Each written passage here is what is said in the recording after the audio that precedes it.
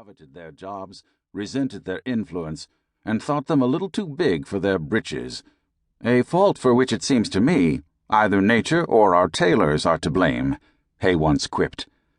These secretaries are young men, Brooks grumbled, and the least said of them, the better, perhaps. In demeanor and temperament, they could not have been more different. Short-tempered and dyspeptic, Nicolay cut a brooding figure to those seeking the president's time or favor.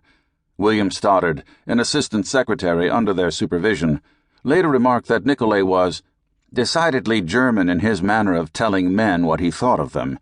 People who do not like him, because they cannot use him, perhaps, say he is sour and crusty, and it is a grand good thing, then, that he is. Hay cultivated a softer image.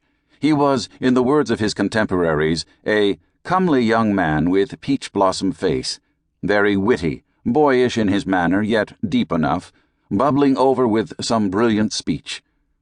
An instant fixture in Washington social circles, fast friend of Robert Todd Lincoln's, and favorite among Republican congressmen who haunted the White House halls, he projected a youthful dash that balanced out Nicolay's more grim bearing. Hay and Nicolay were party to the president's greatest official acts and most private moments. They were in the room when he signed the Emancipation Proclamation, and they were by his side at Gettysburg when he first spoke to the nation of a new birth of freedom. When he could not sleep, which, as the war progressed, was often, Lincoln walked down the corridor to their private quarters and passed the time reciting Shakespeare or mulling over the day's political and military developments. When his son Willie passed away in 1862, the first person to whom Lincoln turned was John Nicolay. When the president drew his last breath in April 1865, John Hay was by his bedside. For the rest of their lives, even as they built their own families and careers, Hay and Nicolay inspired a certain measure of wonder and awe. The greater Lincoln grew in death, the greater they grew for having known him so well and so intimately in life. Everyone wanted to know them, if only to ask what it had been like, what he had been like. It was a tough question to answer.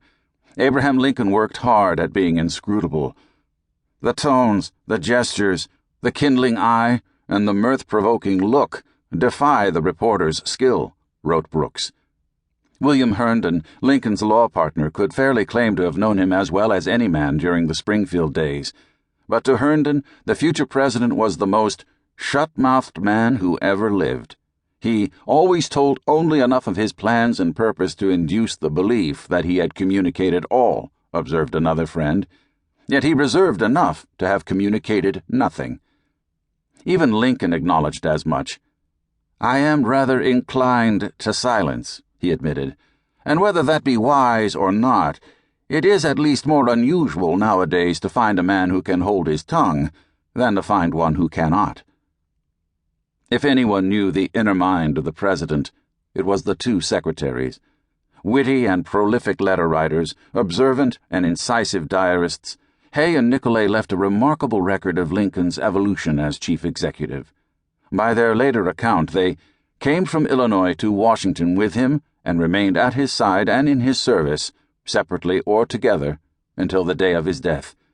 We were the daily and nightly witnesses of the incidents, the anxieties, the fears, and the hopes which pervaded the executive mansion and the national capital during the war. Better than anyone else, they knew where the president was, what he was doing, and what he was thinking at almost every turn. It is little wonder that historians of the era consult Hay's and Nicolay's writings freely and frequently. But their life's work after the Civil War is a largely forgotten story. The boys, as the president affectionately called them, became Lincoln's official biographers, enjoying exclusive access to his papers, which the Lincoln family closed to the public until 1947. They undertook a 25-year mission to create a definitive and enduring historical image of their slain leader. It became the great undertaking of their lives. The culmination of these efforts, their exhaustive 10-volume biography, which was widely serialized between 1886 and 1890, constituted one of the most successful exercises in historical revisionism in American history. Riding against the rising currents of Southern apologia and a popular vogue for reunion